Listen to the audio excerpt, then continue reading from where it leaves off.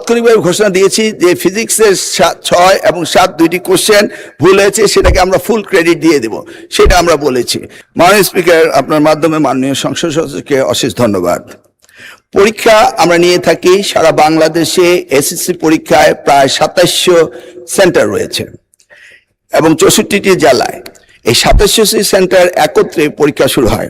ইতিমধ্যে আপনারা শুনেছেন যে চট্টগ্রামে যখন এই ফ্লাড হলো তখন আমরা একে একে প্রথম রাঙ্গামাটি, বান্দরবন, পরে আমরা খাগড়াছড়ি এবং এরপরে আমরা চট্টগ্রাম পুরো বোর্ডের পরীক্ষা আমরা বন্ধ করে দিয়েছি।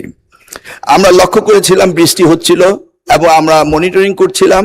সেই সাথে মনিটরিং এর সময় আমরা 64টি জেলার এসপি এবং 8টি বিভাগীয় কমিশনার এবং প্রত্যেকটি বোর্ডের চেয়ারম্যান, ইউনো সকলের সাথে আমরা কথা বলেছি এবং ওয়েদারম্যান আমরা ব্রডকাস্টিং এর জন্য তাদের সাথে কথা বলেছি। তারা বলল যে বৃষ্টি হবে না, সেই কথাটি তারা বলেছে। বিকেল 5টা পর্যন্ত আমরা বসে থেকে সিদ্ধান্ত নিলাম যে সকলেই বলল যে ওয়েদার ভালো হবে, সেই জন্য আমরা পরীক্ষা রেখেছি। সকালে ঘুম থেকে উঠেই দেখতে পেলাম কুমিল্লা সরকারি মহিলা কলেজের মাঠ পানিতে ভরে গিয়েছে। সাথে সাথে আমরা মেয়র সাহেবকে, ফায়ার ডিপার্টমেন্টকে, পুলিশকে, ডিসিকে বললাম যে এই পরীক্ষা কেন্দ্রে স্থানান্তরিত করার জন্য। তারা তখন সকলকে নৌকায় করে ওই স্কুলের 5তলা ভবন সেখানে নিয়ে পরীক্ষা তারা নিয়েছে।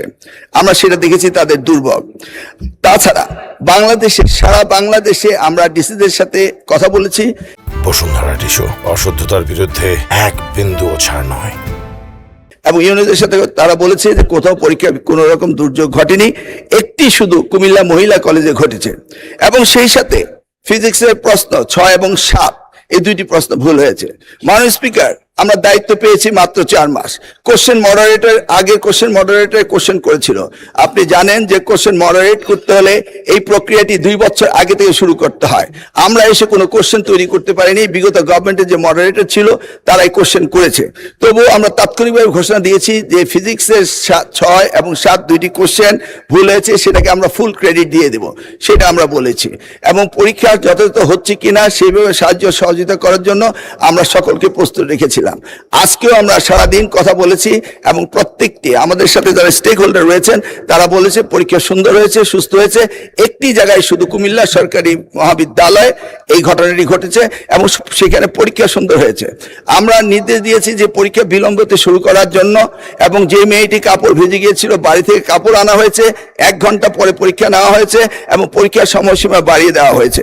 আমি মাননীয় স্পিকার আপনার মাধ্যমে জাতিকে জ্ঞাতার্থে করতে চাই যে পরীক্ষা পদ্ধতিতে আমাদের যে সিস্টেম রয়েছে সেখানে লোকাল যে গভর্নমেন্ট রয়েছেন, ডিসি হতে, ইউনো হতে, পুলিশ হতে, তারা তাৎক্ষণিকভাবে ব্যবস্থা নেবেন যে পরীক্ষা এখানে নেওয়া যাবে কি যাবে না। যদি তারা মনে করেন দুর্যোগ, তারা পরীক্ষা বন্ধও করতে পারেন।